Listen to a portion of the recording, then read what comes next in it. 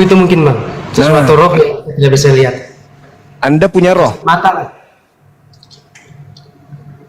Anda punya roh? Ada bang. Boleh Anda lihat rohnya? Tidak bisa bang. Itu hal gaib yang ada pada diri Anda, yang Anda tidak sadari. Jadi Anda nggak lihat. Berarti alam gaib itu ada kan? Ada, mungkin tidak kasat mata mungkin bang. Ya, berarti kehidupan berikutnya itu adalah hal yang tidak kasat mata. Dinda Dio, assalamualaikum warahmatullahi wabarakatuh. Ada yang penting kan? Karena Ya, izin saya paham. sudah menyampaikan izin saya memotong sebentar. Buat teman-teman muslim tolong jangan minta request, kalau sudah dihapus jangan minta lagi. Jadi di sini kami sampaikan, kalau ada teman-teman muslim yang minta naik kemudian ditolak, minta kedua kali lagi, kami blokir permanen ya teman-temannya. Banyak sekali yang minta, itu mengganggu narasi Bang Zuma. Begitu Kandaku. Barakallah. Oke, makasih. Makasih Dinda, makasih. Masya Allah, luar biasa. Jadi, Ya, betul bang. Anda dari lahir memiliki roh, tapi Anda tidak mengenalnya kan? Betul. Dekat Anda dengan roh Anda itu? Kalau saya mungkin karena kita masih hidup, mungkin roh kita masih bersama dengan kita sendiri. Anda kenal? Kalau pribadi saya roh mungkin ya kayak mungkin selama saya masih hidup mungkin roh saya masih bersama saya mungkin. Anda kenal? Entahlah bang. Ya, saya tanya jujur. Anda kenal dengan roh Anda? Iya, saya percaya kalau saya masih hidup saya pasti masih kenal dengan roh saya semua. Coba, gimana bentuk rohnya? Saya sulit deskripsikan sih bang. Karena memang Anda tidak mengenalnya. Ada dua cahaya yang pencipta langit dan bumi titipkan kepada kita. Yang pertama adalah akal. Itu yang pertama. Yang kedua adalah ruh. Betul. Nah, di dalam agama kami Islam, Allah menyatakan dirinya melalui akal manusia. Jadi supaya manusia mengenal aku ciptakan berupa chip yang bernama akal kepada diri mereka. Agar dia sampai kepada aku, agar dia mengenal dirinya dan mengenal diriku. Nah, jadi ada hal yang ada pada diri kita yang sejak lahir kita bersama-sama, yaitu roh yang sampai hari ini kita tidak kenal, padahal itu adalah diri kita. Jadi sebegitu rumitnya kita ingin melihat wujud pencipta kita. Jadi kalau yang kita mau, aku nggak percaya Tuhan itu ada, karena aku tidak melihatnya. Loh, Anda percaya nggak Anda punya roh? Percaya. Anda pernah lihat? Tidak pernah. Kenapa Anda percaya sementara roh Anda itu Anda tidak lihat? Kenapa Anda percaya? Anda kan tidak pernah melihat roh. Kenapa Anda percaya roh itu Anda ada? Jawabannya, ya ini buktinya saya hidup. Nah, bukti bahwa Tuhan itu ada dengan adanya alam semesta ini. Bukti yang paling terdekat pada diri kita, yang tidak bisa kita lihat tapi ada, itu adalah roh. Betul. Nah, berarti kalau roh itu adalah diri kita sendiri dan kita tidak tahu dari mana datangnya roh ini, bukan kita yang membuatnya, berarti ada kekuatan di balik ini semua yang menciptakan itu. Itulah Tuhan. Lalu setelah sampai pada level itu, untuk apa kita diciptakan? Masa mau diciptakan begitu saja seperti hewan, sementara kita dikasih akal? Itulah makanya akal diciptakan, diberikan kepada manusia, bukan kepada kambing. Kenapa akal tidak diberikan kepada kambing? Karena tubuh kambing tidak cocok untuk beribadah kepada Tuhannya sebagaimana manusia bisa beribadah. Kita dibentuk, kenapa di Islam itu bentuk badannya itu dengan bentuk sholatnya itu sama keadaannya? Karena memang perintah sholat itu disesuaikan dengan keadaan manusia itu. Kenapa perintah sholat tidak diberikan kepada sapi? Ya karena sapi tidak bisa sholat seperti manusia. Jadi kalau seperti Pak Bom Bom itu yang tidak sholat, yaitu selevel dengan sapi. Begitu saudaraku. Jadi dengan adanya alam semesta ini, bukti adanya Tuhan, tidak bisa tidak. Buktinya roh. Apakah itu pemberian orang tua? Bukan. Tapi ada pada diri kita, berarti ada yang memberikan. Itu yang disebut Tuhan. Lalu bagaimana cara kita berterima kasih kepada Tuhan? Ya, beribadah. Bagaimana cara kita beribadah? Harus punya agama. Agama mana yang benar? Ya masuk akal. Itu agama yang benar itu, yang masuk akal. Agama yang tidak masuk akal, itu tidak bisa kemudian kita bawa sampai ke kehidupan berikutnya. Apa buktinya ada hari kehidupan besok? Contoh, ini hari apa ini? Selasa. Selasa. Hari Rabu besok goib nggak menurut saudara? Goib. Goib. Tapi Anda yakin akan ada hari esok? Hari Rabu? Ada. Begitulah hari berikutnya. Rabu besok itu goib. Detik menit tidak ada yang tahu apa yang terjadi di Jakarta, di Ambon, di Makassar. Tak ada yang tahu apa yang terjadi besok. Akan tetapi hanya orang gila yang tidak yakin besok hari Rabu. Kawan, kamu jangan terlalu banyak makan hari ini. Kenapa? Besok hari Rabu kita mau ke Jakarta. Aku nggak percaya kalau besok hari Rabu. Kenapa nggak percaya? Jadi bang, gini, mungkin kalau pribadi saya nih bang tuh, saya bukan mau ajak berdebat, mungkin sedikit masukan dari abang tuh. Jadi begini, saya mungkin percaya kalau Tuhan tuh ada, tapi saya tidak mengekspresikan keyakinan saya itu pada suatu kayak agama tertentu. Oh, kok Tuhan yang ini. Jadi saya bingung, kayak bukan bingung sih, maksudnya saya kalau secara pribadi saya mungkin saya ini ke Kristen tuh, tapi saya tidak kayak yang kayak fanatik begitu juga mau kayak oh harus begini, kita Kristen begini, Islam kita harus begini, tidak terlalu fanatik atau apa gitu terhadap agama bang. Tapi saya percaya ada satu kekuatan gitu. Tapi kalau menurut saya kayak yang ini saya tidak beranjak ke debat tuh abang tuh, ini saya mau sharing-sharing saja soal keyakinan saya. Mungkin betul yang saya pelajari selama ini dari saya lahir sampai sekarang. Saya pelajari kalau Tuhan itu tidak terlihat, itu saya percaya. Kalau Tuhan itu memang tidak terlihat kasat mata, apalagi kita menuhankan manusia gitu. Saya tidak masuk di akal saya kalau kita menuhankan manusia gitu.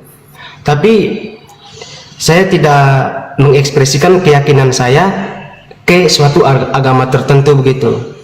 Jadi saya percaya satu saja begitu, kayak oh Tuhan, oh iya ada begitu ya. Tapi kalau kayak kewajiban saya ke gereja kayak hari Minggu atau mungkin Muslim yang setiap Jumat, saya tidak mewajibkan itu kalau pribadi saya sih bang. Oke.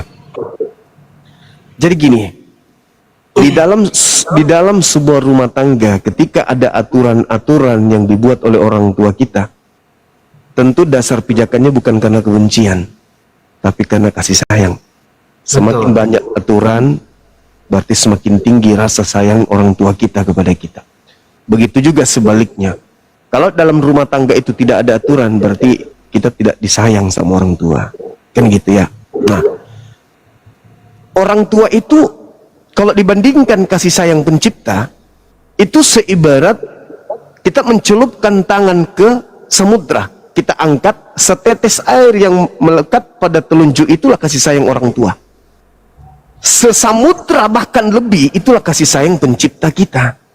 Makanya pencipta kita itu, lihat, ada Kristen, ada Islam, ada Hindu, ada Buddha. Masing-masing beda Tuhannya, bukan? Kalau kita melihat mereka dalam keadaan kehidupan sehari-hari, orang Islam ada yang kaya, ada yang miskin. Orang Kristen juga begitu. Begitu juga agama yang lain. Mereka ketika berdoa dipenuhi kebutuhannya, kan? Orang gereja banyak hartanya, orang masjid banyak hartanya juga. Pertanyaannya, apakah Tuhan mereka ini bersaing untuk mengkayakan orang-orang yang menuhankan dirinya? Tuhannya Islam memperkaya umat Islam, Tuhannya Kristen memperkaya Tuhannya hambanya, yaitu orang Kristen. Jadi masing-masing Tuhan itu berselisih di atas sana. Ataukah Tuhan itu memang maha penyayang? Disembah atau tidak disembah, Tuhan memberikan semuanya. Kau menyembahku, aku kasih. Kau tidak menyembahku, aku kasih miskin kau. Ku buat oksigen tidak masuk ke hidungmu. Tuhan tidak begitu. Wa qulil haqqu mir rabbikum. Kebenaran itu semuanya sudah ditumpahkan. Yang mau beriman silakan, yang tidak mau beriman silakan.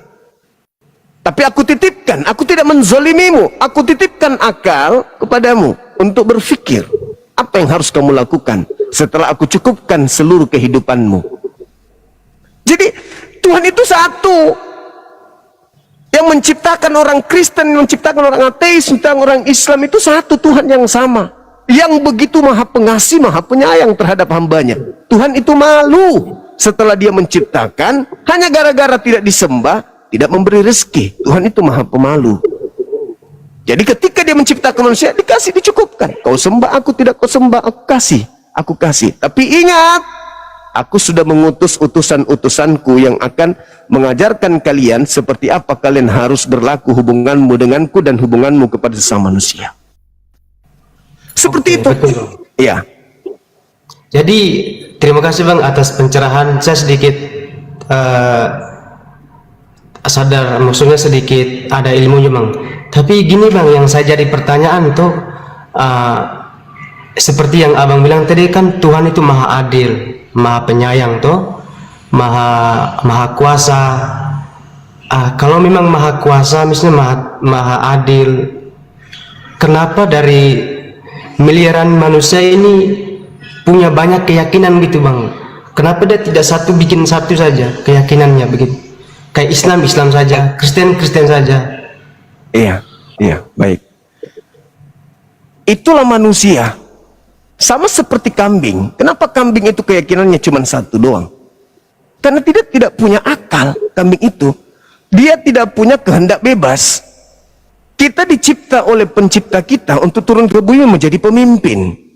Bagaimana kita bisa menjadi pemimpin untuk mengalahkan kekuatan bumi ini kalau kita tidak diberi kehendak bebas?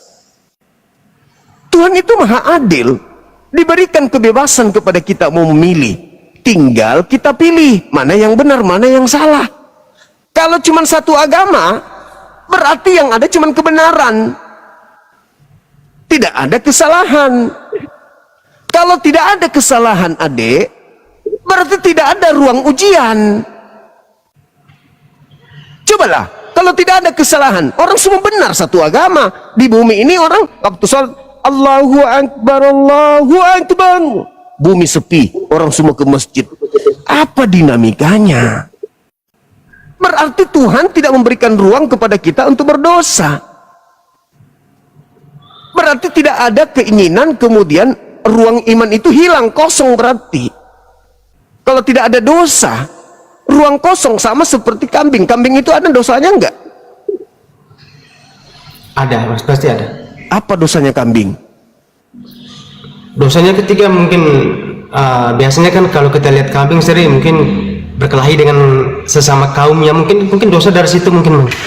Ada enggak dalilnya kepada mereka? Hei kambing, jangan kau berkelahi karena itu dosa bagimu. Cuman manusia ini, kalau dalam Al-Quran, fa'alhamaha fujuraha wa taqwaha. Manusia itu terdiri dari dua kelompok. Ada yang bertakwa kepada Allah dan ada juga yang sesat. Nah, kemudian Al-Quran mengatakan, farikan hada, maka pantaslah segolongan manusia itu mendapatkan petunjuk. Wa farikan haqqa alaihimud dalalah, dan pantas sebagian manusia, sudah pantas sebagian mereka itu sesat. Kenapa? Karena tidak menggunakan akal. Makanya Al-Quran mengatakan, satu ayat lagi dalam Al-Quran dikatakan begini, walaqad sara'na li jahannam katsiran minal jinni wal ins. Aku Tuhan akan memenuhi manusia, neraka itu dengan manusia. Apa sebabnya saya penuhi neraka itu dengan manusia? Disebabkan karena pada diri mereka ada hati, tapi mereka tidak gunakan untuk menelaah kebenaran ayat-ayatku. Mereka punya mata, tapi mereka tidak melihat kebenaran ayat-ayatku.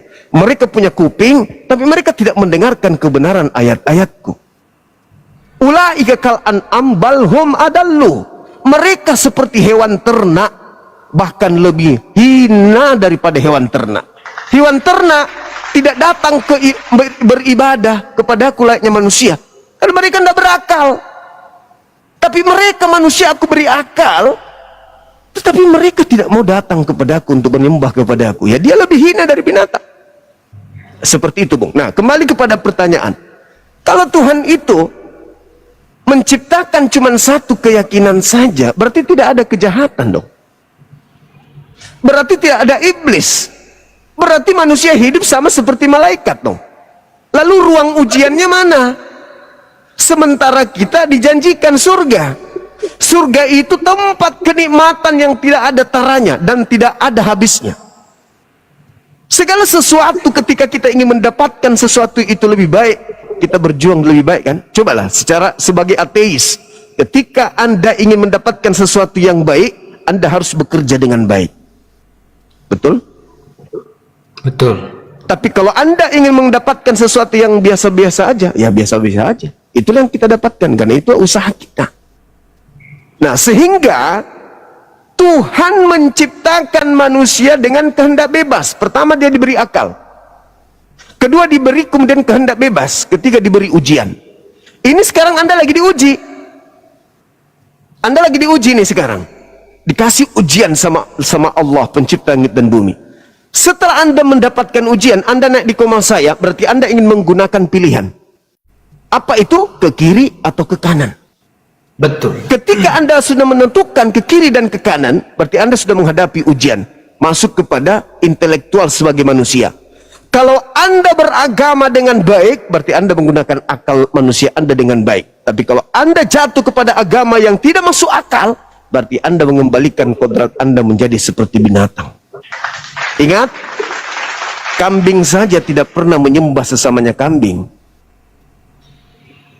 Bahkan babi sekalipun tidak pernah menyembah sesamanya babi. Nah, di Islam, saran saya, Anda sudah benar dengan menjadi ateis dalam tanda petik. Setelah Anda ateis, jangan pernah mengatakan semua agama salah sebelum Anda mencoba. Jangan pernah Anda mengatakan warung ini makanannya tidak enak sebelum Anda mencoba. Jangan pernah Anda mengatakan semua agama itu tidak benar sebelum Anda mencoba seluruhnya. Ingat, agama yang benar terletak dari kitab sucinya. Yang disebut kitab suci yang benar-benar suci itu adalah firman pencipta langit dan bumi. Pencipta langit dan bumi sudah tentu maha benar, maha mengetahui. Maka tidak mungkin firman-Nya itu ketinggalan zaman. Kenapa? Karena Tuhan tidak ada baginya zaman ke depan. Tuhan tidak terikat oleh ruang dan waktu. Sehingga Tuhan mengetahui ciptaanku manusia di tahun 1000, tahun 2000, tahun 3000, tahun 5000, keadaannya begini. Maka kitab suciku yang kuwahyukan harus sesuai dengan zaman manapun dan tidak bisa dikalahkan oleh ilmu pengetahuan manapun. Kenapa? Karena firmanku di atas pengetahuan manusia. Tapi kalau ada kitab suci yang lebih pintar manusianya daripada kitabnya sendiri, itu sudah bukti bukan firman Tuhan. Ada kitab suci yang selalu dikoreksi, selalu direvisi, itu sudah pasti bahwa orang ini lebih pintar daripada Tuhannya. Kenapa? Dia bisa mengoreksi dan merevisi perkataan Tuhan. Tapi kalau ada kitab yang tidak pernah dikoreksi sedikit pun, tidak pernah direvisi sedikit pun, itu bukti bahwa itu perkataan Sang Yang Maha Mengetahui. Karena pengetahuan manusia setinggi apapun tidak bisa mengoreksi firman Tuhan. Itulah Al-Quranul Karim. Ya, terima kasih Bang. Mungkin ini saya yang abang bahas ini mungkin di luar dari konteks atau yang tentang revisi Alkitab atau apa. Jadi saya sesuai tema saya dari awal tadi abang tuh, saya bukan mau ajak berdebat atau mau revisi. Saya tidak ajak adik berdebat. Saya hanya menjelaskan lurusnya doang. Silakan. Nah, jadi saya kayak bertanya apakah Tuhan itu benar-benar ada dan bagaimana kita cara menyikapinya. Terus yang kedua, kalau memang tadi mungkin abang cuma sudah jelas tuh kalau agama dibuat untuk kita cara menyikapi sang pencipta. Tapi gini bang, kalau menurut hemat saya atau menurut pribadi saya, mungkin kalau agama dibuat ini mungkin untuk hiburan dikala ketika ada keluarga yang meninggal gitu abang tuh. Misalnya kalau ateis misalnya tuh, itu seperti yang saya nonton mungkin kayak Coki Pardede, kalau abang sering nonton juga kayak begini sih bang. Kalau mungkin kalau pemahaman ateis mungkin kalau ada yang meninggal ya mungkin kalau mati ya dimakan belatung. Tapi agama dibuat jadi kalau dia keluarganya punya beragama, jadi kayak bahasa hiburan dari teman-teman atau kerabat dekatnya tuh bilang keluargamu sudah di surga bersama para orang-orang kudus di surga. Tapi kalau orang ateis bilang mungkin keluargamu sudah mati, sudah dimakan rayap begitu. Jadi kalau menurut saya mungkin agama ini mungkin dibuat supaya menghibur orang-orang yang susah atau orang yang meninggal itu. Jadi saya bingung di situ kalau sampai saat ini. Jadi makanya saya tidak terlalu fanatik dengan agama manapun, tidak terlalu simpati. Tapi saya percaya kalau Tuhan itu memang ada. Begitu sih bang. Iya. Jadi ungkapan barusan dari adik ini itu betul sekali. Agama itu dibuat untuk menghibur. Tapi ada agama yang dibuat di bumi, ada agama yang berasal dari langit. Itu betul itu. Bagaimana agama ini bisa memberikan penghiburan kepada manusia? Nah, sekarang permasalahannya adalah kalau hiburan yang dibuat-buat sendiri oleh manusia itu akan menghasilkan kehampaan dan kekecewaan. Tapi kalau agama yang berasal dari Tuhan itu sendiri, berarti itu adalah sebuah kebenaran. Tuhan menjanji tidak mungkin palsu. Tuhan menjanji tidak mungkin ingkar. Ketika Tuhan yang maha benar ini berjanji, yang maha penyayang ini berjanji, yang maha kuasa ini berjanji, mustahil ingkar dari janjinya. Tapi kalau manusia yang berjanji, ya belum tentu. Nah sekarang kalau begitu, Tuhan menginginkan keselamatan kepada kita. Ada yang dikatakan surga, itu janji. Ada yang dikatakan neraka, itu ancaman. Tapi contohlah yang tadi. Ketika kemudian ada orang dibunuh tanpa ada pembalasan, apakah mati begitu saja? Tentu ada pembalasan.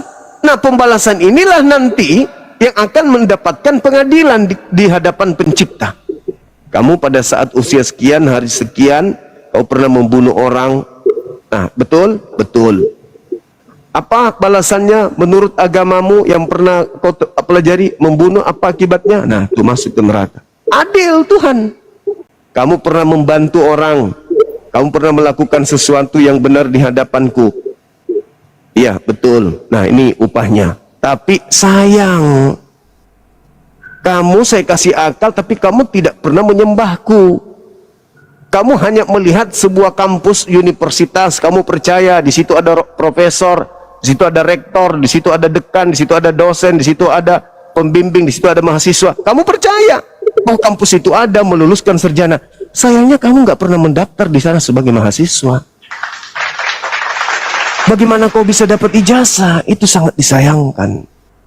Kita cuma percaya doang. Itu kampus untuk membuat orang cerdas, untuk membuat orang lulus mendapatkan title sebagai sarjana. Tapi Anda sendiri tidak pernah mendaftar sebagai mahasiswa. Hanya percaya doang. Gimana cerita mendapat ijazah? Inilah bukti bahwa saya menuhankan engkau. Ini bukti bahwa saya beriman kepadamu. Aku mengatur hidupku di jam sekian, hari sekian. Inilah wujud ibadahku sebagai wujud syukurku kepadamu. Tapi kalau cuma duduk-duduk doang, aku percaya kamu ada begitu aja. Padahal aku ciptakan kau begitu sempurna. Aku susun kulitmu, aku susun uratmu, aku susun matamu, hidungmu, bla bla bla bla bla. Sampai kau kemudian sombong kepadaku. Kau sombong. Aku ciptakan kau begitu sempurna, kupikir kau itu bisa sampai kepada, tapi kau ingkar. maka kembali ke neraka. Salah ndak ketika kamu kuciptakan dengan akal, ketika kau diajarkan Tuhan itu satu? Tidak salah. Kau harus beribadah menyembah kepadaku? Tidak salah. Terus kenapa kamu nggak lakukan? Kenapa saudara tidak melakukan? Kan kamu tahu, aku memenuhi segala apa yang ada dalam hidupmu aku penuhi. Kenapa enggak beribadah? Ibadah itu bukan untuk aku. Ibadah itu untukmu. Aku tidak kekurangan sedikit apapun. Tanpa kau menyembahku, aku tidak kurang apa-apa. Tapi dengan menyembahku itu untuk dirimu, bukan untuk aku. Begitu saudara. Jadi kalau saya melihat nih, skala kecil dalam sebuah perusahaan, kita bekerja itu untuk kita sendiri, bukan untuk perusahaan, bukan untuk bos. Kita bekerja untuk kita sendiri. Maka di dunia ini kehidupan kita, ya harus kita beribadah, tundukkan diri ini, tundukkan jasad kita untuk sujud kepada pencipta kita. Itu intinya. Silakan Anda pelajari semua agama, pelajari Kristen, Anda dalami, Katolik, dalami. Sisipkan waktu untuk sedikit-sedikit belajar Al-Quran, belajar Islam. Habis itu tentukan sikap. Jangan tidak beragama. Cuman itu tadi yang saya ragu dalam saya punya ini sih bang. Soalnya saya dalam logika saya tuh kalau tidak mungkin Tuhan dilahir dari manusia itu, kalau saya pribadi sih ya itu sudah nggak masuk.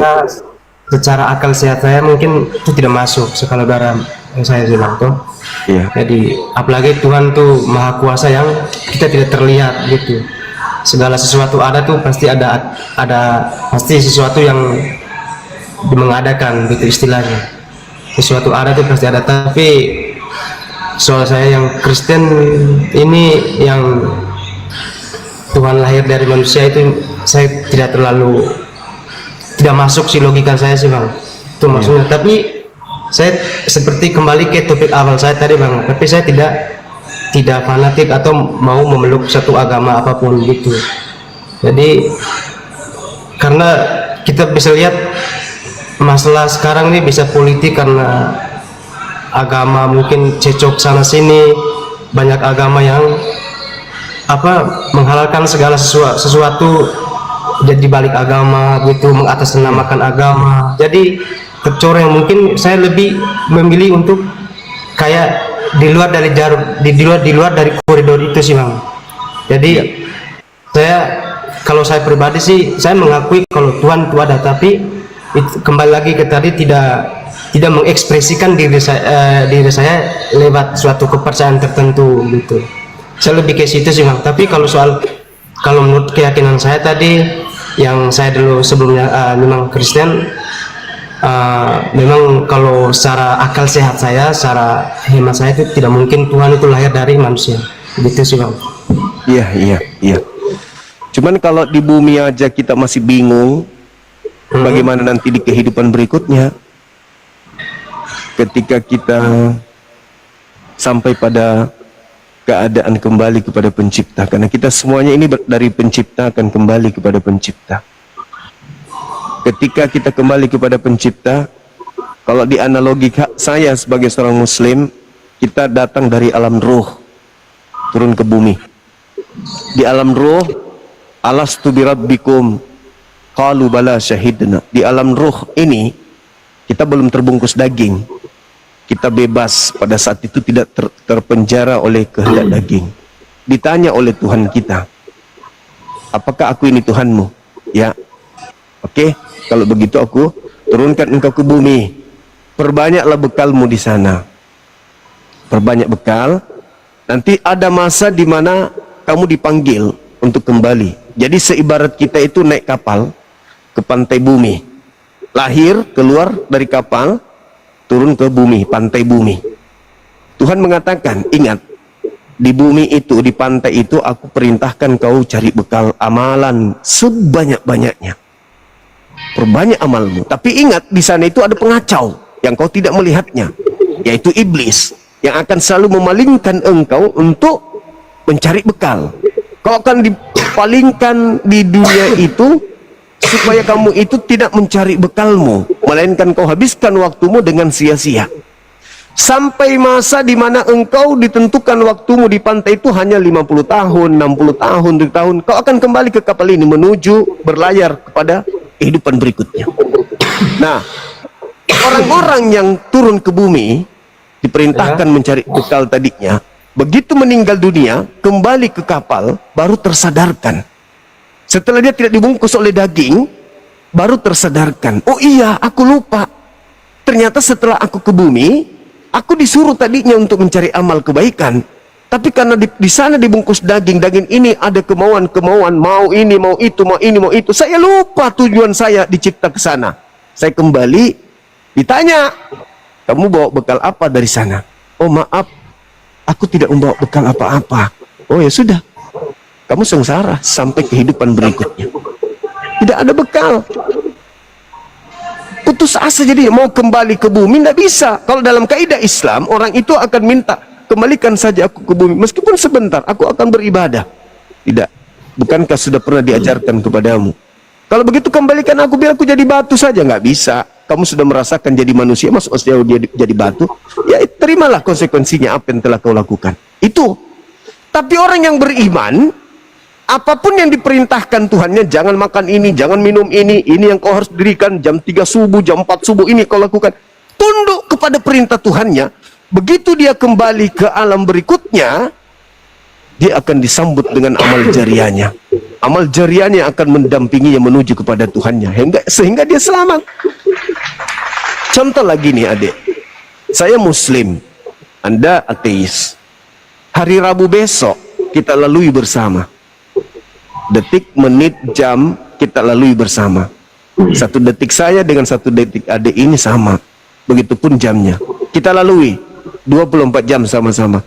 Saya melaluinya dengan kualitas ibadah, kamu melaluinya dengan kehampaan, kosong. Sama-sama kita nikmati. Anda kosong, saya berisi. Begitu juga hari berikutnya, begitu seterusnya sampai kita meninggal dunia. Saya ada bekal menghambakan diri kepada Tuhan. Anda cuma mengakui doang, saya percaya Prabowo adalah presiden, tapi Anda tidak melakukan aturan-aturannya. Sama doang. Kalau saya, Prabowo adalah presidenku, seluruh unsur apa yang menjadi keputusannya saya taati dalam kehidupan saya sebagai rakyat Indonesia. Kedudukan kita sama, tapi kualitasnya berbeda. Jadi ketika adik ini mengakui ada Tuhan, tidak mungkin Tuhan membiarkan kita begitu saja, nggak mungkin. Pasti dia bikin aturan. Sama seperti orang tua, tidak mungkin dia melahirkan saja. Begitu kita habis brojol dari ibu, dibiarkan terlantar begitu, tidak mungkin. Orang tua pasti kasih aturan. Begitulah Tuhan, pasti kasih aturan. Kenapa? Karena manusia ini, kita ini manusia tamak. Manusia itu rakus. Manusia itu punya potensi jahat sejahat-jahatnya. Jangankan aspal mendidih, tiang listrik pun manusia bisa telan, saking jahatnya. Nah, karena itulah Tuhan mengerem kita dengan mengutus rasul-rasulnya, nabi-nabinya, untuk menjadikan petunjuk. Manusia, sadari, ini loh yang menjadi aturan Tuhanmu. Sekarang jadi permasalahan adalah, yang mana aturan benar-benar dari Tuhan, yang mana aturan-aturan yang dibuat oleh manusia demi untuk menyesatkan manusia, tapi dikatakan ini aturan Tuhan. Pasti ada dua tuh, aturan yang dibuat-buat seakan-akan aturan Tuhan padahal bukan, dan aturan yang benar-benar aturan Tuhan. Karena tidak mungkin pencipta kita tidak membuat aturan, tidak mungkin. Sama seperti Anda beli motor, beli kulkas, beli TV, pasti ada manual booknya, ada buku petunjuknya, pasti ada. Manusia diutus padanya nabi, nabi ini pasti membawa buku, manual book namanya, kitab suci namanya, sebagai panduan manusia untuk hidup dalam kehidupan ini, dalam hubungannya dengan Tuhannya dan hubungannya dengan sesama manusia. Pasti ada. Nah, carilah buku itu yang kemudian rasional, karena iman tanpa akal itu gila. Gila. Kalau orang Kristen, maaf, iman tanpa perbuatan itu adalah buta katanya. Tapi kalau iman doang dengan perbuatan doang yang tidak masuk akal, itu juga buta, gila namanya tuh. Contoh yang seperti ada ini, Anda melihat Maria melahirkan, begitu melahirkan, oh Tuhan saya lahir. Akhirnya Maria menggendong anaknya. Anakku sayang, yang adalah Tuhanku sendiri. Kan pecah otak mau menerima itu. Gak masuk akal. Tapi carilah agama yang selaras dengan akal sehat. Orang Kristen mengatakan imannya benar, orang Hindu mengatakan imannya benar, Islam mengatakan imannya benar, ateis juga mengatakan benar. Tapi yang mana yang paling benar? Yang standarnya adalah akal sehat manusia. Itu aja. Akal sehat manusia yang menjadi tolak ukurnya. Agama semua boleh mengatakan benar, tapi yang paling benar adalah yang masuk akal. Itu kuncinya. Itu kuncinya, Bang. Saya kira begitu. Iya. Paham, paham, Bang. Oke, sip. Iya, Bang.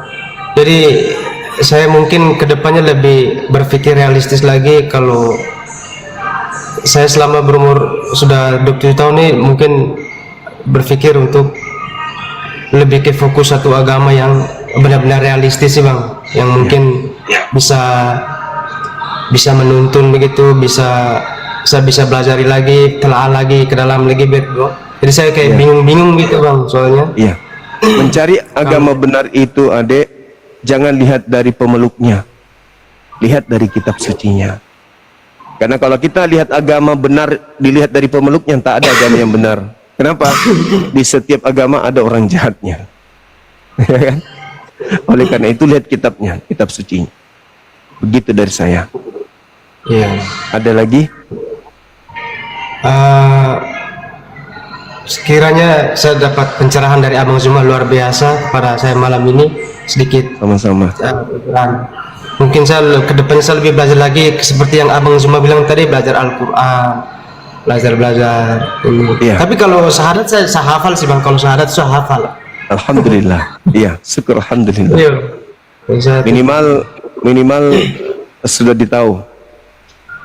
Tinggal prakteknya.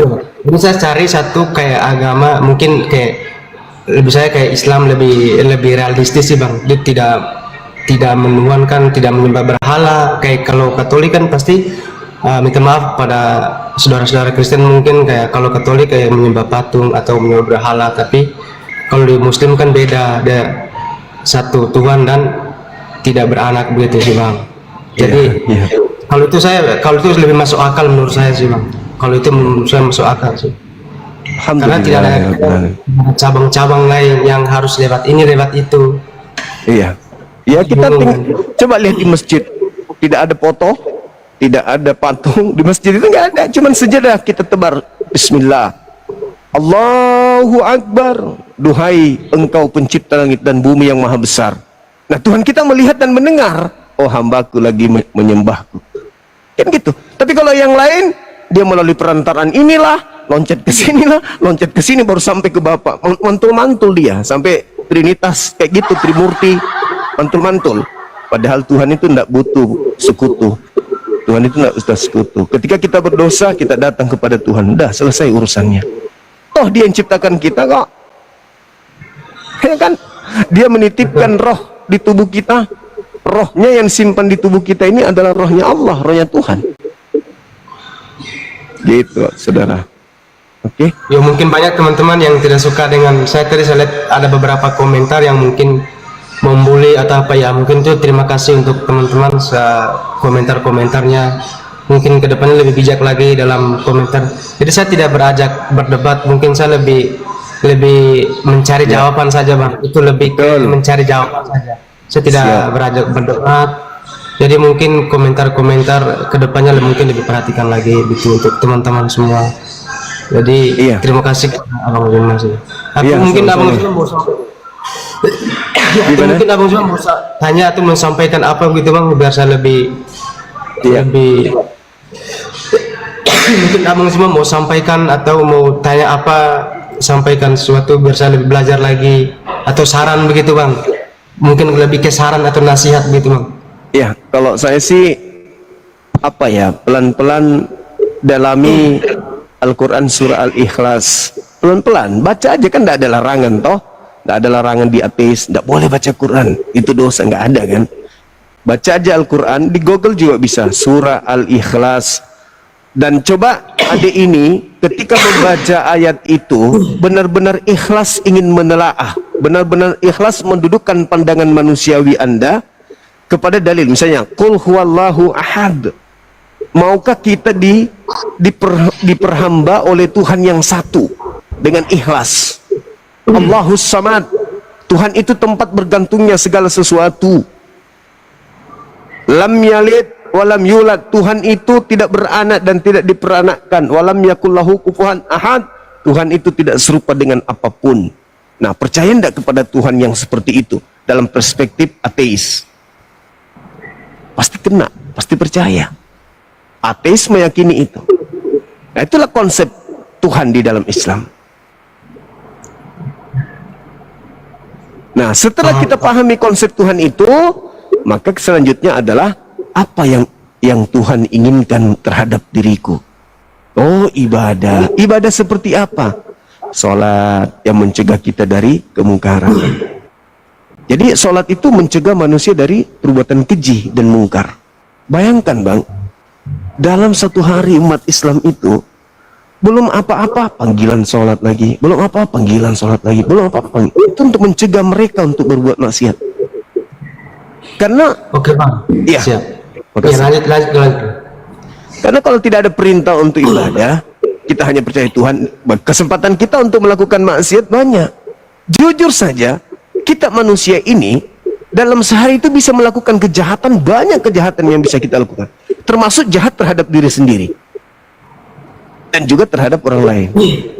Gitu. Tapi mungkin gini, Bang, mungkin karena setiap kali kita berbuat kemaksiat, habis itu kita langsung berdoa lagi. Mungkin dengan begitu manusia mungkin seenaknya bikin sesuatu, nanti saya pergi sholat lagi atau pergi berdoa lagi, saya bikin ini, nanti saya pergi berdoa lagi. Mungkin itu jadi sudah menjadi tabiat, bukan tabiat, mungkin jadi kayak, oh berarti nanti ada sesuatu yang bisa memaafkan gitu, Bang, nanti saya tinggal pergi berdoa. Tapi kayak gini, Bang, sorry saya sedikit sharing-sharing lagi. Bagaimana bagaimana kalau kita tidak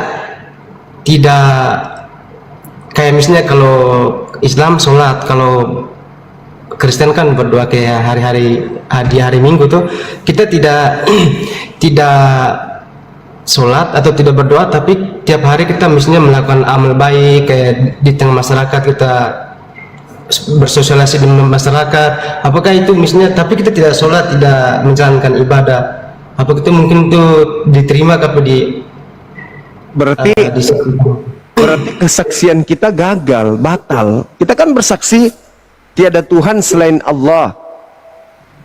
Buktikan kesaksian kita itu dengan cara apa?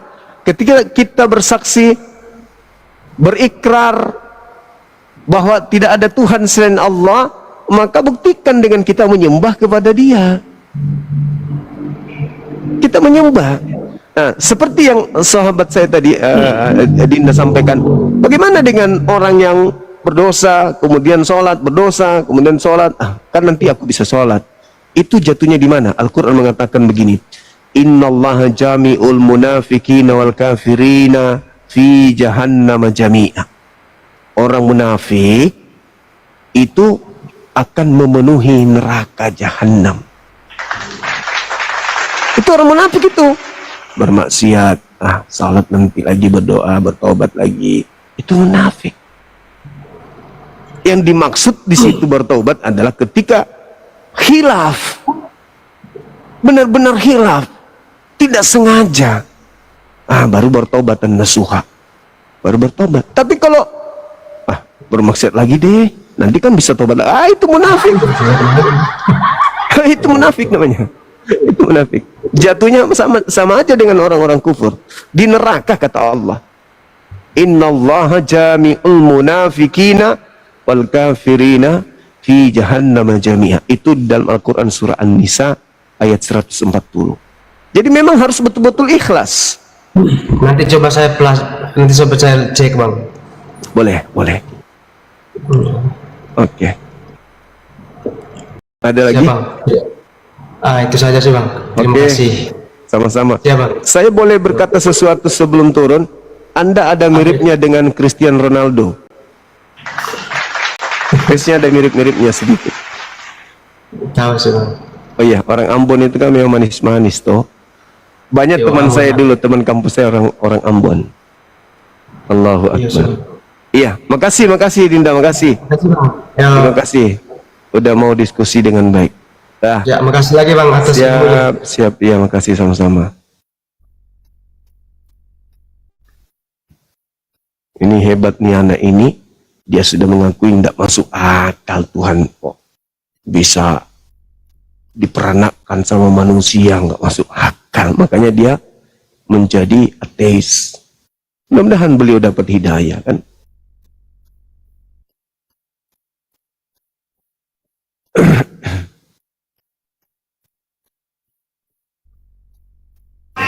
Semua terdengar seperti dentuman kosong. Lupa bahwa dia masih mencintai. Aku ingin minta maaf, katanya dengan suara. Aku salah. Aku salah. Halo, selamat malam. Aku tidak harus berbuat. Selamat malam. Apa sih yang di YouTube ini? Yang di YouTube ini nggak adil kok begitu, ketikannya nggak bagus begitu. Iri ya? Mau disanjung juga ya?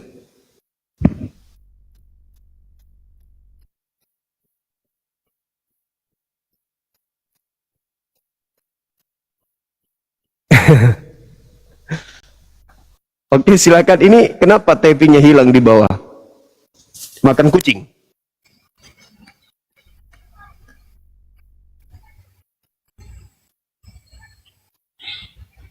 Silakan saudara-saudara non muslim. Ya, halo. Ya, Halo saudara Lisa. Apa kabar? kabar baik. Typingnya di ini moderator kenapa dihilangkan? Dari Katolik Protestan?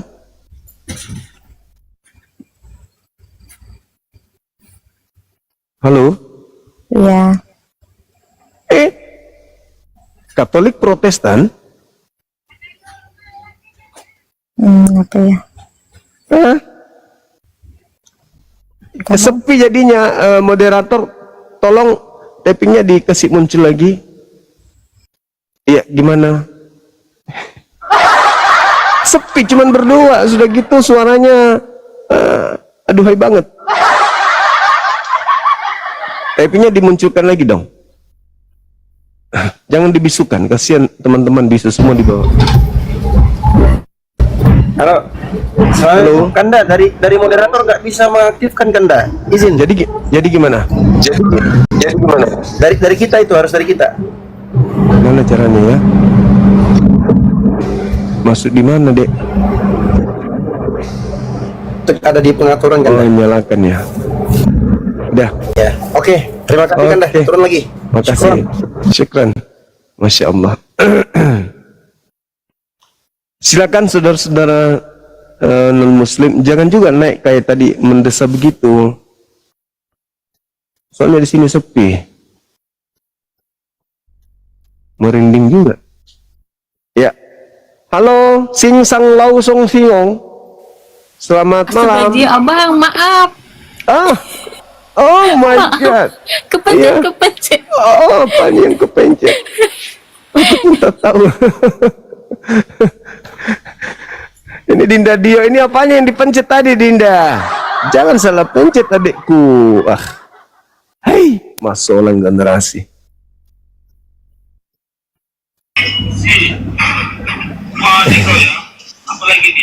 Assalamualaikum. Halo. Gurunda. Waalaikumsalam, ya Dinda, gimana? Izin menyampaikan sedikit ya, Gurunda. Siap. Nggak lama. Teman-teman di bawah, ini saya berdua loh sama Ustadz Dio. Serius. Saya tuh izin teman-teman, tolong yang muslim izin dengan segenap hati saya. Kalau sudah dibatalkan permintaannya, jangan minta lagi.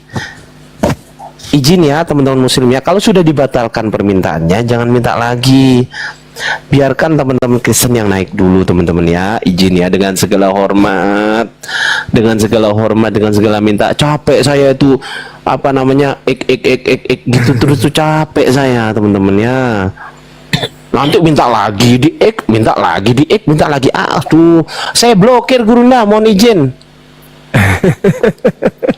Iya iya iya. Mohon maaf ya Gurunda ya, teman-teman di bawah saya minta dimaafkan ya, minta dimaafkan ya.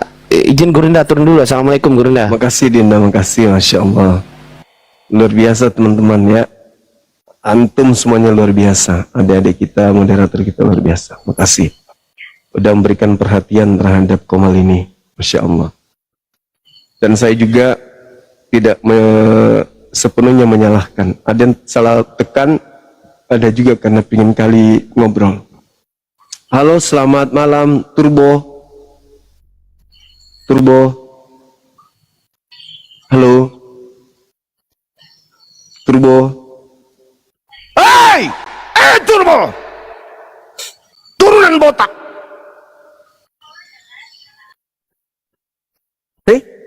Kok pada turun?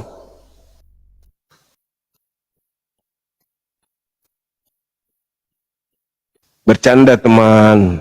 Bercanda. Saya ini pelatih bela diri. Di suaraku memang biasa. Ya. Artika. Siro. Sarun Tobi. Yon. Ajibi. Ada ratusan tuh orang di lapangan. Tiga. Yoi. Jadi jangan anggap itu bahasa baru. Enggak, itu udah sering saya lakukan. Halo, selamat malam. Lari lagi. Yon. Ajibi. Nah, gitu. Os. Semangat malam. Turun lagi.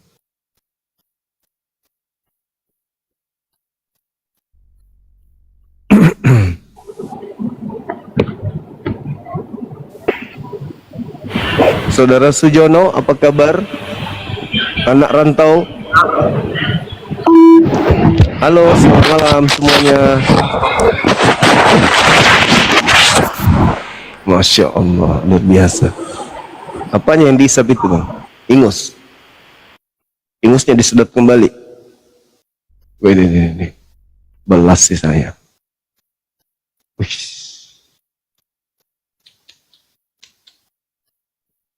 Pantaslah ini stres moderatornya.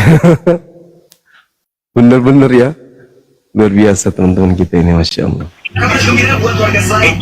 Halo, selamat malam. Halo. Halo.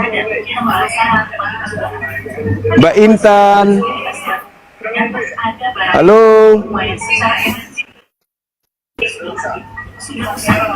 Mbak Intan kok jahat sih, diam-diam baik.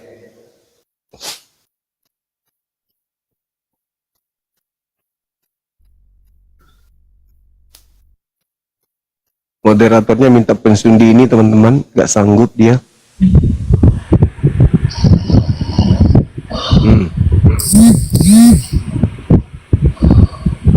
Halo.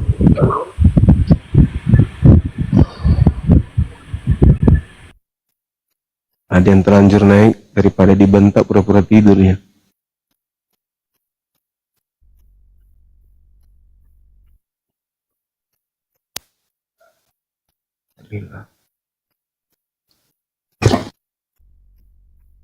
Halo, selamat malam.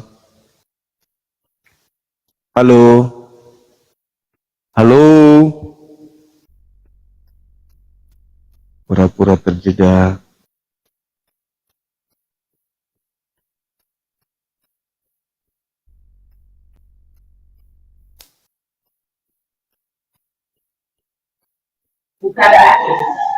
Halo, selamat malam.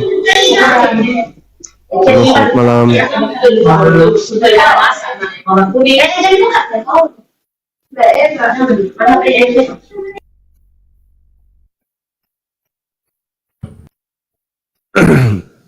aku lagi flu, abang-abangku teman-teman. Lagi flu, lagi gatal hidung dan tenggorokan. Musim kali ya, di mana-mana katanya dia. Musim. Pancaroba kan ya?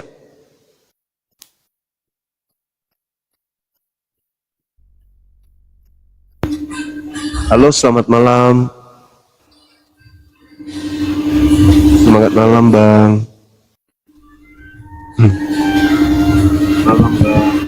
Halo, malam.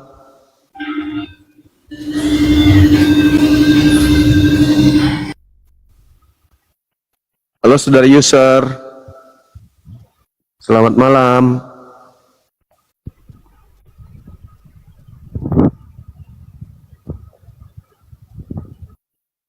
Kasian juga ini teman-teman. Nggak berani bicara, takut dimarahin.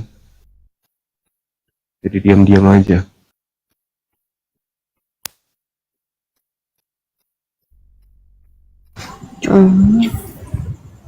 Halo, selamat malam. Papa muda. Malam, Bang. Ya, Katolik, Protestan. Muslim, Bang. Muslim, Bang. Alhamdulillahirrabbilalamin. Alhamdulillah, Bang. Alhamdulillah. Bang Handi, Assalamualaikum.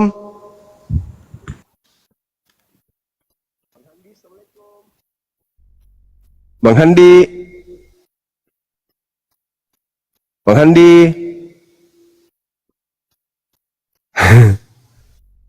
Satu kali lagi lempar piring.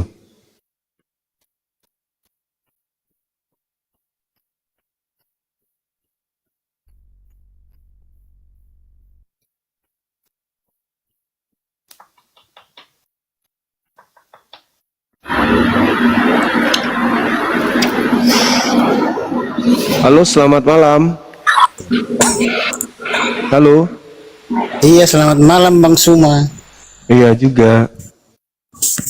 Buka kameranya, Bang. Ketemu lagi kita. Iya. Anak muda yang ganteng. Aduh. Yang suka. Ini bahas jilat apa nih dirinya Bang? sendiri. Itu, tuh. Buat apa Yesus turun 2 kali? Oh, buat apa Yesus turun 2 kali ya? Oh iya. Iya, iya, betul. Iya. Untuk menjemput Iya, umatnya. sini. Menjemput umatnya. Iya, Iya. menjemput umatnya. Nonton. Iya, iya, iya, iya. Umatnya yang mana ini, Bang? Iya. Dia berjanji akan datang kedua kalinya. Itu sudah ada di dalam kitab perjanjian baru. Yang mau dijemput ini siapa? Oh, ini apa? Oh, kalau kami di Kristen apa? Ya. Rapture dulu, rapture. Pengangkatan. Oh. Kalau Iya, di iya. Islam ada pengangkatan nggak Bang ya? Kalau kita enggak, dia ke padang mahsyar aja. Oh, padang Bangkit mahsyar. dari Oh, kematian, kumpul di padang Oh, kalau- mahsyar kalau di, untuk kalau di dihakimi. Kristen Bang, pernah dengar rapture nggak? Ya, Rapture itu pengangkatan. Jadi orang yang benar di hadapan Tuhan Yesua atau Yesus itu sebelum enam berkuasa di bumi ini akan terangkat dulu. Jadi orang yang tidak percaya kepada Yesua atau Yesus itu dia akan tinggal dan disiksa oleh 666. Jadi sebelum ya ya. kalau di Kristen rapture ini Yesus atau Yesua cuma di angkasa aja, nggak sampai turun ke bumi. Nanti kalau datang lagi di kerajaan 1000 tahun baru dia menginjakkan kaki ke bumi. Begitu Bang. Ya, terus yang diusir Yesus karena bernubuat pakai namanya, mengusir setan dan mujizat pakai namanya itu siapa, Bang? Nanti ketika datang Yesus kedua kalinya, mengusir orang-orang yang bernubuat, mengusir setan, bermujizat pakai namanya, itu siapa itu? Oh ya, itulah nabi-nabi palsu tuh. Yang bukan pengikut, nabi-nabi palsu yang tidak taat kan. Ya, nabi palsu memang memakai nama Yesus, bermujizat. Kalau di Kristen itu antikris atau anti Hamasya. Bukannya antikris itu yang diusir? Iya, antikris atau anti Hamasya itu yang Tapi kalau dia Tapi kalau dia anti Hamasya, kenapa kemudian dia memakai nama Hamasya tuh bermujizat dan mengusir setan? maksud ayatnya di mana? Coba baca ayatnya dulu, Bang. Ayatnya di mana? Matius 7 nomor 22-23. Pada hari terakhir nanti banyak orang yang akan berseru kepadaku, Tuhan, Tuhan, bukankah kami bernubuat pakai namamu, bermukjizat pakai namamu juga, dan mengusir setan pakai nama Yesus juga. Pada saat itulah aku, Yesus, akan berterus terang kepada mereka, enyahlah daripadaku, aku tidak mengenal kalian, kalian semua adalah pembuat kejahatan. Siapa ini yang bermukjizat pakai nama Yesus? Oh, yang berkata itu Yesus sendiri yang berkata begitu. Iya, Yesus mengusir orang-orang yang menuhankan dirinya. Kok Yesus? Iya, karena tidak taat begitu. Kalau dia tidak taat kepada Yesus, kenapa dia bisa mengusir setan pakai nama Yesus?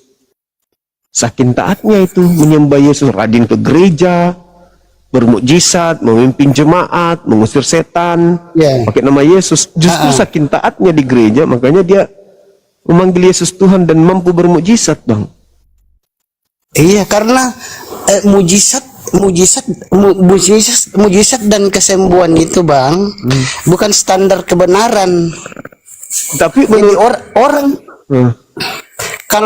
kalau orang itu bisa mengadakan mujizat atau kesembuhan, itu bukan berarti dia benar-benar di hadapan Tuhan, tidak selalu.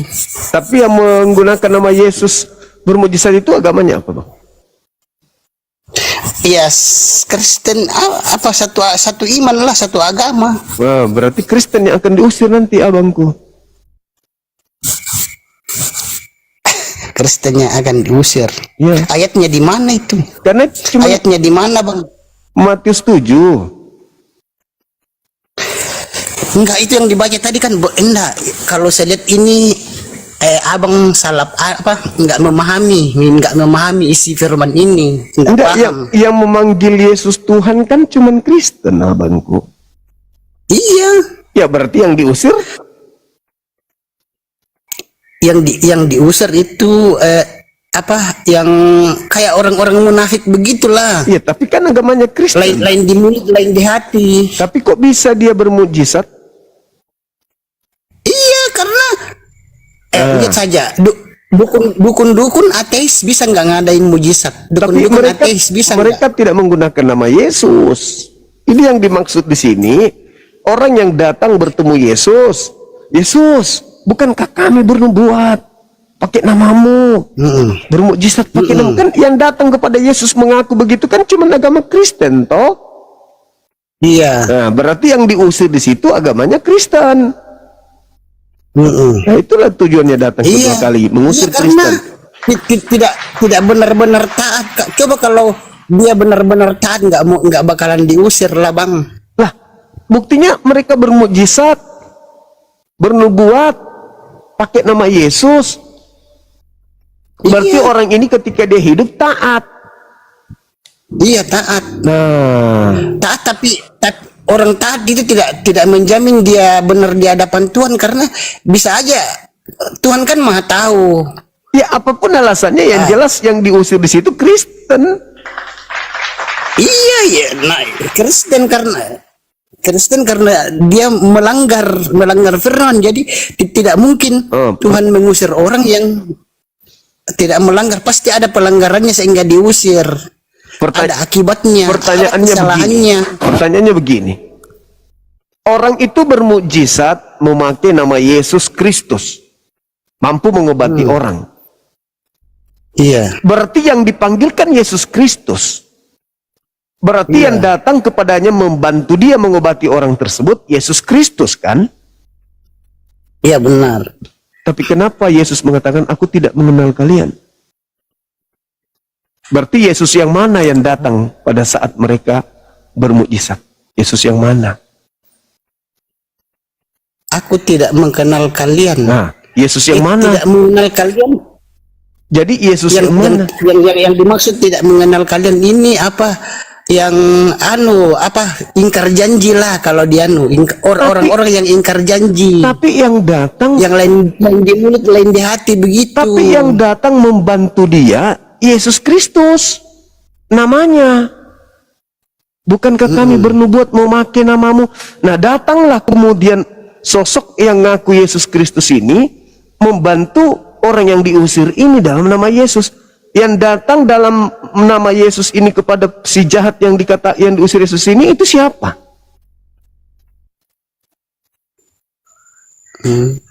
Karena Yesus asli tidak merasa, bukan aku loh, aku tidak mengenal kalian. Jadi yang datang membantu mereka siapa? Memang ada di dalam kitab Perjanjian Baru itu memang ada ayatnya begitu. Iya. Hanyalah kamu orang-orang yang apa?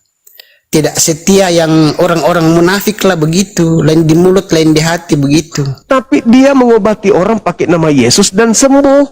Ya, iya, Nah, emang. Yesus yang mana yang datang mengobati di situ? Tapi ingat bang, orang yang menyembuhkan atau mengadakan mujizat dalam nama Yesus tidak menjamin orang itu benar. Yang saya tanya, Tidak menjamin orang itu benar di hadapan oke. Tuhan. Yang saya tanya, Yesus yang mana yang datang membantu dia melakukan pengobatan? Yesus yang mana? Yang Yesus asli atau yang enggak, palsu? Yang asli lah. Kalau Ya, kalau yang palsu enggak asli, mungkin, Bang. kalau yang asli berarti dia berbohong dengan mengatakan aku tidak mengenal kalian. Enggak, karena begini bang, Yesus itu akan menghukum meskipun umatnya itu taat. Kalau tiba-tiba dia tidak setia melakukan kesalahan, maka dia akan diusir. Sama dengan apa? Seorang tuan rumah kan, pembantunya itu setia, pembantunya sangat setia, tetapi tidak disangka-sangka pembantunya itu melakukan kesalahan fatal. Ya, mau tidak mau bosnya usirlah dari rumahnya karena tidak setia. Tapi masa sama gitu bang. Tapi masa bos bilang aku tidak mengenal engkau? Bohong itu. Boleh berbuat jahat anak buahmu, boleh. Tapi yang ku bilang kau tidak kenal berarti pembohong kau kalau kau tidak kenal itu. Permasalahannya kelihatannya bang, yang datang di gereja itu bukan Yesus asli. Jadi kalau Bang Suma bilang bukan Yesus asli, baru jadi Yesus yang asli yang mana dong kalau begitu? Yesus yang asli itu yang ya nabinya orang Yahudi. Yesus yang palsu. Yesus yang palsu itu yang di gereja, yang disembah oleh orang Kristen karena Yesus tidak pernah minta disembah. Faktanya yang diusir orang Yahudi kan sekarang sudah tak ada. Yang menyembah Yesus ada nggak orang Yahudi? Hari ini yang bermujizat pakai nama Yahudi ada nggak? Nggak ada. Berarti ketika Yesus mengatakan pada hari terakhir nanti banyak orang yang berseru kepadaku Tuhan, Tuhan. Berarti yang berseru kepada Yesus pada hari terakhir adalah keturunan orang Kristen. Karena kalau enggak, Bang, begini, keturunan Bang. Yahudi nggak ada lagi yang mau manggil Yesus Tuhan. Enggak, yang di kitab Perjanjian Baru itu bang. Itu ya Yesus dari Yahudi, bukan Yesus dari yang lainnya. Kalau Yesus dari Yahudi, kenapa kemudian Yesusnya tidak mengenal? Aku tidak mengenal kalian, kalian semua adalah pembuat kejahatan. Maksudnya ini tidak mau mengenal orang yang tidak taat, yang selalu melakukan kesalahan begitu bang. Nah sekarang jangan disalahartikan. Oke, sekarang kalau Kristen disebut taat kepada siapa? Coba, misalnya Anda. Ya taat kepada Bapa putranya. Sekarang ketika Anda rajin tiap minggu ke gereja, Anda taat kepada siapa itu? Ya taat kepada Yesus Yesua lah. Nah, di mana Yesus mengajarkan untuk ke gereja ibadah hari Minggu? Ada enggak? Ya hari Sabat lah, tapi hari Sabtu lah. Tapi kalau hari-hari yang lain, Sabtu berarti enggak bang, begini dulu. Kalau hari-hari yang lain mau Senin, Selasa, Rabu, Kamis, ya nggak ada yang larang juga sih. Ya, tapi kan yang diperintahkan Sabat bang, katanya taat. Ya kalau taat ya Sabat.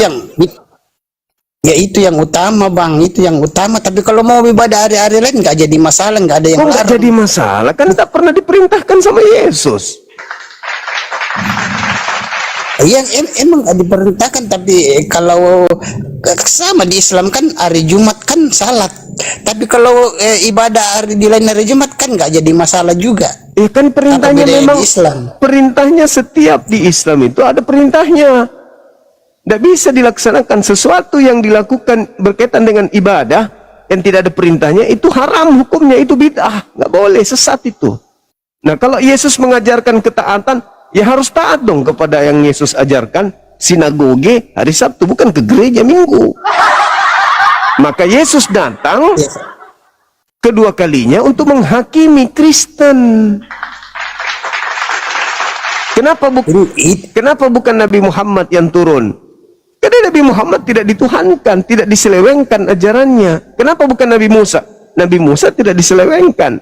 Hanya Yesuslah yang diselewengkan oleh manusia menjadi Tuhan. Maka ia turun mengatakan kepada mereka, seibarat seorang bapak turun kepada pasukan, kepada orang-orang, ya, dengan menampar mukanya pakai tutup panci satu-satu, ketepak. Siapa suruh kau melakukan itu? Emang ada yang saya perintahkan? Saya hanya memerintahkan kalian menyembah kepada Tuhan yang mengutusku. Kenapa menyembah saya? Makanya dia turun jadi hakim. Siapa yang mau dihakimi? Umat Islam. Apa hubungannya? Umat Hindu. Apa hubungannya? Tidak ada hubungannya dengan umat-umat yang lain. Yesus hanya punya urusan dengan Kristen. Karena hanya Kristenlah yang melantiknya menjadi Tuhan di hadapan Tuhan. Yesus mengatakan hidup kekal itu adalah mereka mengenal Engkau satu-satunya Tuhan. Datang Kristen menambahi, kau juga Tuhan loh Yesus, berarti kau dua pribadi, satu hakikat. Karena menambah.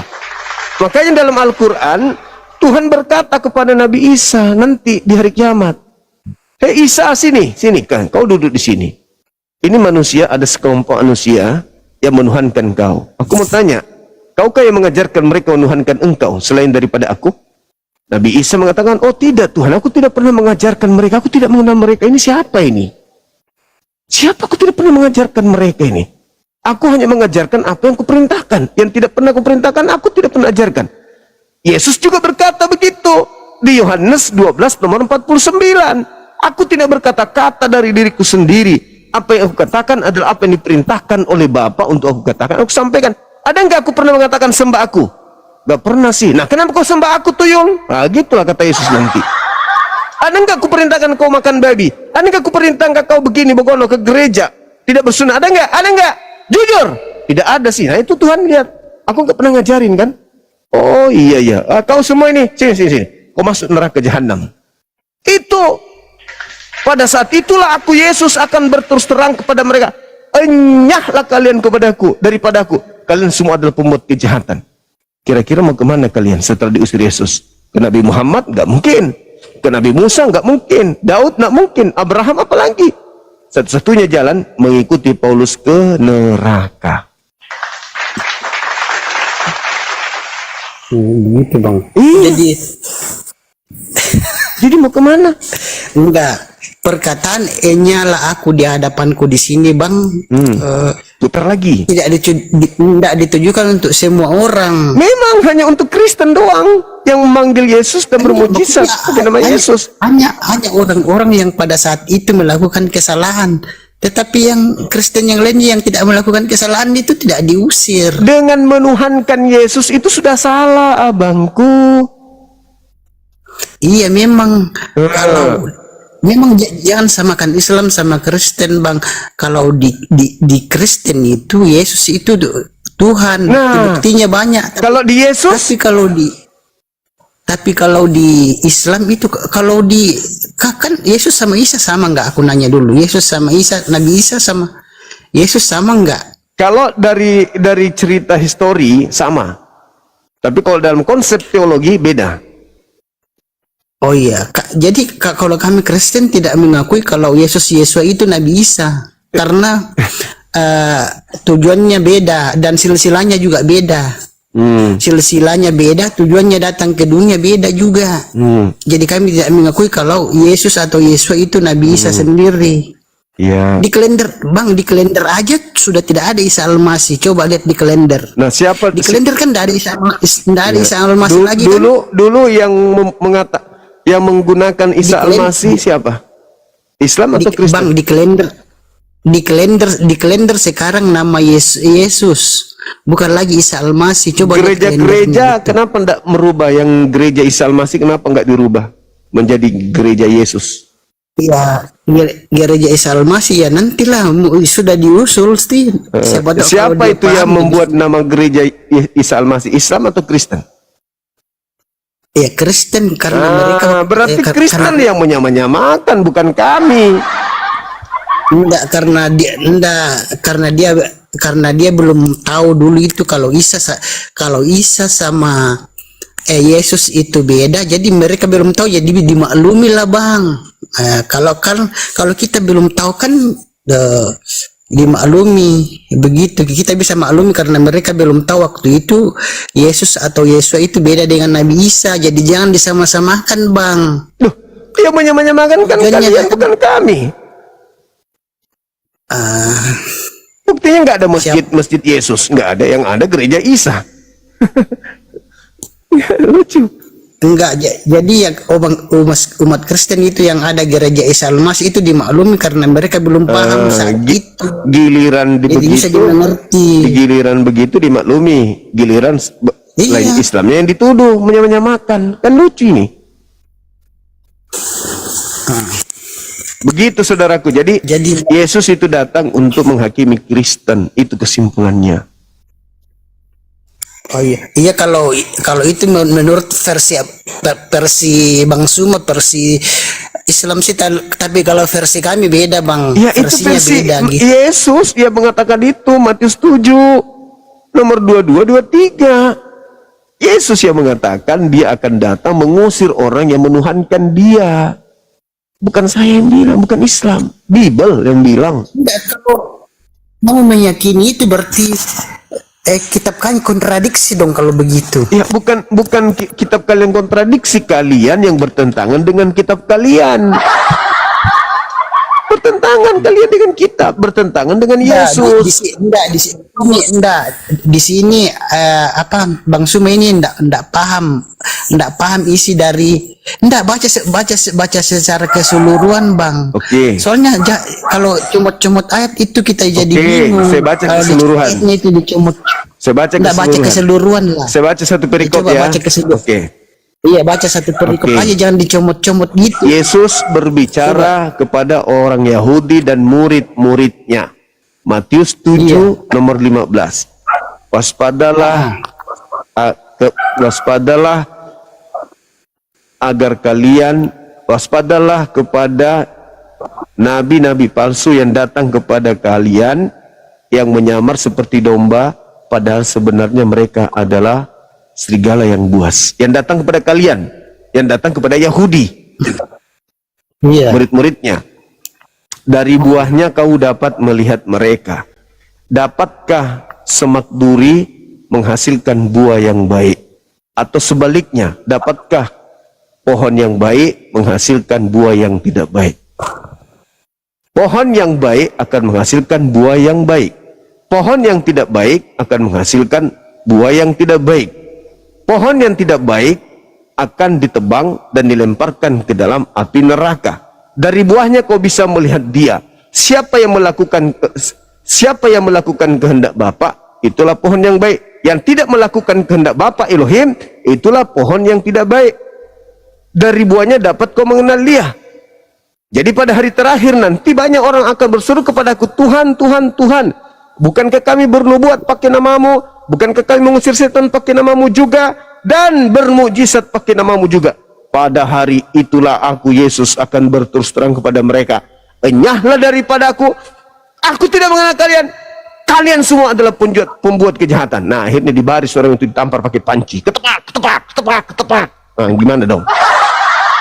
Ya, benar, itu salah. Nah, satu perikopnya adalah, apakah gimana bang?